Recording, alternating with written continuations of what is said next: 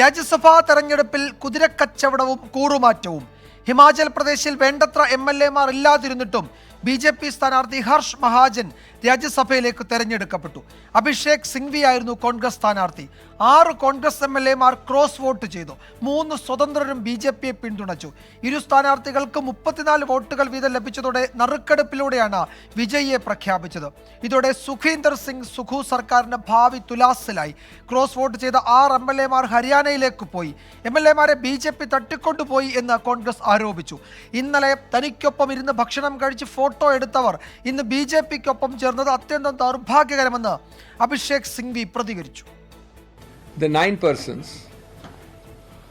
because they've taught me a lot about human nature, its fickleness or its resoluteness.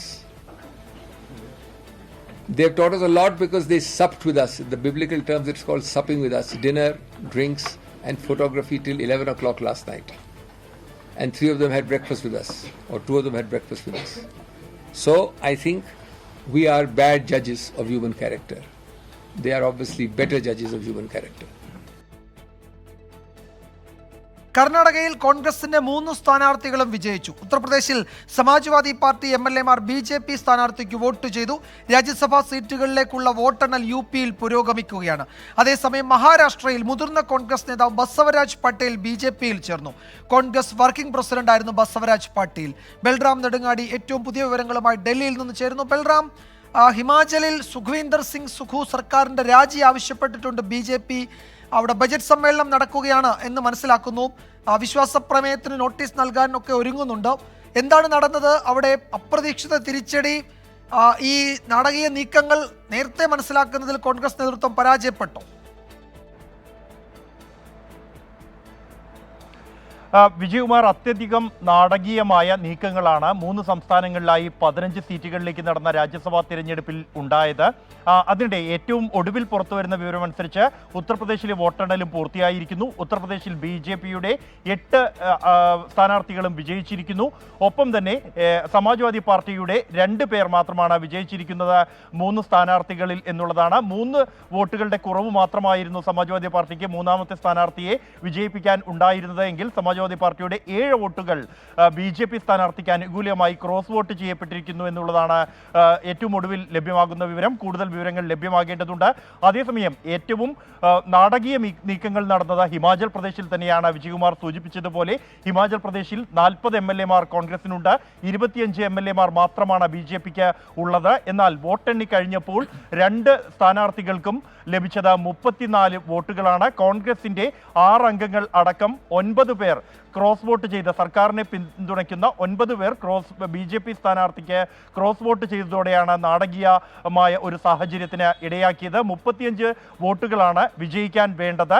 തുടർന്ന് അത് ലോട്ടിലേക്ക് നീങ്ങുകയായിരുന്നു. നറുക്കെടുപ്പിൽ BJP സ്ഥാനാർത്ഥി വിജയിച്ചതായുള്ള പ്രഖ്യാപനം വരുന്നു. കോൺഗ്രസ് തോൽവി അംഗീകരിക്കുന്നു. കോൺഗ്രസ് നേതാവ് മനു അഭിഷേക് സിംഗ്വി യാണ് ദൗർഭാഗ്യകരമെന്ന സാഹചര്യത്തെ വിശദീകരിക്കുകയും ഈ സംഭവത്തെക്കുറിച്ച് നിയമപരമായി പരിശോധിക്കുമെന്ന് വ്യക്തമാക്കുകയും ചെയ്തത്. കഴിഞ്ഞ ദിവസം രാത്രി പോലും തന്നോടൊപ്പം ഇരുന്ന് ഭക്ഷണം കഴിച്ച് ഫോട്ടോ എടുത്തവരാണ് ഒറ്റ ദിവസം കൊണ്ട് മാറ്റമുണ്ടായിരിക്കുന്നത്. അതിന് പിന്നിലുള്ള കാരണം എന്ത് എന്നുള്ളതാണ് അദ്ദേഹം ഉന്നയിക്കുന്ന ചോദ്യം. വിഷയത്തിൽ മനുഷ്യരുടെ ധാർമ്മികത, ഒപ്പം തന്നെ സ്വഭാവമാറ്റത്തെ തന്നെ കുറിച്ച് പഠിപ്പിക്കാൻ അവർ തന്നെ സഹായിച്ചു എന്നും അവരോടടക്കം കോൺഗ്രസ് നേതൃത്വത്തോട് അടക്കം എല്ലാവരോടും നന്ദി പറഞ്ഞുകൊണ്ടാണ് അദ്ദേഹം വാർത്താ സമ്മേളനം അവസാനിപ്പിച്ചത്. അതേസമയം വോട്ടെണ്ണൽ ആരംഭിക്കുന്നതിന് മുമ്പായി കോൺഗ്രസിന്റെ 6 പേരടക്കമുള്ള 9 പേരെ ഹരിയാനയിലെ പഞ്ച്കുളയിലേക്ക് അവശേഷിക്കുന്ന ചോദ്യം, ഇപ്പോൾ അഭിഷേക് സിംഗ്വി പരാജയപ്പെട്ടു, BJP തെരഞ്ഞെടുക്കപ്പെട്ടു. ഇനി അവശേഷിക്കുന്ന ചോദ്യം, ഈ മേഖലയിൽ ആകെ കോൺഗ്രസിന് ഒരു സർക്കാരുള്ളത് ഹിമാചലിലാണ്. അത് കൃത്യമായ ഭൂരിപക്ഷത്തോടെ ഭരിക്കുന്ന സർക്കാരാണ്. ഇതാ ഈ നിമിഷം മുതൽ അത് ന്യൂനപക്ഷ സർക്കാരായി മാറുന്നു. ജയറാം താക്കൂർ BJP നേതാവ് ഇന്ന് ഉച്ചയ്ക്ക് തന്നെ ഇതൊരു മൈനോറിറ്റി ഗവൺമെൻറ്റായി പോയി എന്ന് പറഞ്ഞിരുന്നു. അപ്പോൾ ഇനി മുന്നോട്ട് പോകുക അസാധ്യമാണ് എന്ന നിലയിലേക്ക് എത്തിയിരിക്കുന്നു. സുഖ്വീന്ദർ സിംഗ് സുഖു സർക്കാർ രാജിവെച്ചേക്കും എന്ന് വേണം ഈ ഘട്ടത്തിൽ കരുതാൻ, അല്ലേ? വിജയകുമാർ, BJP സർക്കാരിനെതിരെ അവിശ്വാസം കൊണ്ടുവരുമെന്ന് വ്യക്തമാക്കിയിട്ടുണ്ട്. ഒരുപക്ഷെ നാളെ തന്നെ അതിനുള്ള നീക്കങ്ങൾ ഉണ്ടായേക്കും. എന്നാൽ ഇത് രാജ്യസഭാ തിരഞ്ഞെടുപ്പിലെ ഇവരുടെ വോട്ട് രേഖപ്പെടുത്തൽ മാത്രമാണ്. നിലവിൽ കോൺഗ്രസിന് 40 അംഗങ്ങൾ ഉണ്ട്. അതിൽ 6 പേരാണ് മാറി BJPക്ക് അനുകൂലമായി വോട്ട് ചെയ്തത്. എന്നാൽ അവിശ്വാസ പ്രമേയത്തിൽ അവർ ഏത് നിലപാട് സ്വീകരിക്കുമെന്നുള്ളത് വ്യക്തമല്ല. വോട്ടെണ്ണൽ പൂർത്തിയാക്കി വിജയിയെ പ്രഖ്യാപിച്ച ഉടൻ തന്നെ ഈ പഞ്ച്കുളയിൽ നിന്നുള്ള ഈ 6 പേരും ഷിംലയിലേക്കുള്ള യാത്ര ആരംഭിച്ചു കഴിഞ്ഞിരിക്കുന്നു എന്നുള്ളതാണ് ഏറ്റവും ഒടുവിൽ ലഭിക്കുന്ന വിവരം എന്നുള്ളത്. എന്തായാലും സുഖ്വീന്ദർ സിംഗ് സുഖു സർക്കാരിന്റെ ഭാവി അത് ചോദ്യചിഹ്നത്തിൽ തന്നെയാണ്. അതിൽ വ്യക്തമാകേണ്ടത് രാജ്യസഭാ തിരഞ്ഞെടുപ്പിൽ BJPക്ക് അനുകൂലമായി വോട്ട് ചെയ്ത 6 MLA-മാർ അവർ ഇനി എന്ത് നിലപാട് സ്വീകരിക്കും എന്നുള്ളതാണ്.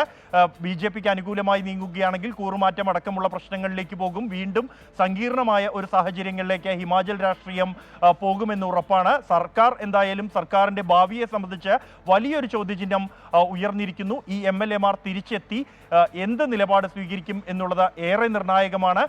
അതേസമയം കർണാടകയിലാകട്ടെ കോൺഗ്രസിന്റെ 3 പേരും വിജയിച്ചിരിക്കുന്നു.